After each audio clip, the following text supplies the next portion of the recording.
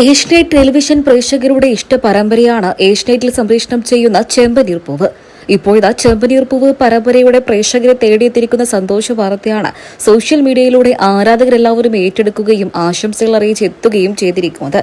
ഇതുവരെയും തിങ്കൾ മുതൽ വെള്ളി വരെ ദിവസങ്ങളിലായിരുന്നു ഏഷ്യനെറ്റിൽ ചെമ്പനീർ പൂവ് പരമ്പര സംപ്രേഷണം ചെയ്തിരുന്നത്. എന്നാൽ ഇപ്പോഴത്തെ ജൂൺ 21 മുതൽ, അതായത് ഇന്നത്തെ ദിവസം മുതൽ ഇനി മുതൽ എല്ലാ ദിവസവും ഏഷ്യനെറ്റിൽ സംപ്രേഷണം ചെയ്ത ചെമ്പനീർ പൂവ് തിങ്കൾ മുതൽ ഞായർ വരെയുള്ള എല്ലാ ദിവസങ്ങളിലും രാത്രി 7:30 മണിക്ക് കാണാൻ സാധിക്കുന്നതായിരിക്കും.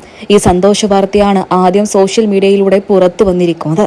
കഥാഗതിയിലെ വ്യത്യസ്ത വഴിത്തിരിവുകൾ കാരണം ചന്ദ്രയോദയം തഴവാട്ടിൽ നിന്നും പുറത്തായ ശ്രുതിയുടെ അടുത്ത നീക്കങ്ങൾ എന്താകുമെന്നൊക്കെ തന്നെയും കേന്ദ്രീകരിച്ചുകൊണ്ട് 1 മണിക്കൂറത്തെ മെഗാ എപ്പിസോഡും കൂടെ ചെമ്പനീർ പൂവ് പരമ്പര ടെലികാസ്റ്റ് ചെയ്യുന്നുണ്ട്. ഇതിന്റെയൊക്കെ സന്തോഷത്തിൽ തന്നെയാണ് പ്രേക്ഷകരെല്ലാവരും. തൊട്ടു പിന്നാലെ നിരവധി പേര് തന്നെയാണ് ആശംസകൾ അറിയിച്ചും എത്തിയത്. കഴിഞ്ഞ 4-5 വർഷത്തോളമായി ഏഷ്യനെറ്റിൽ സംപ്രേഷണം ചെയ്യുന്ന സൂപ്പർ ഹിറ്റ് പരമ്പരയാണ് ചെമ്പനീർ പൂവ്. നടൻ അരുൺ ഒളിമ്പിയനും നടിയായ റെബേക്ക സന്തോഷുമാണ് പരമ്പരയിൽ നായികയും നായകനും.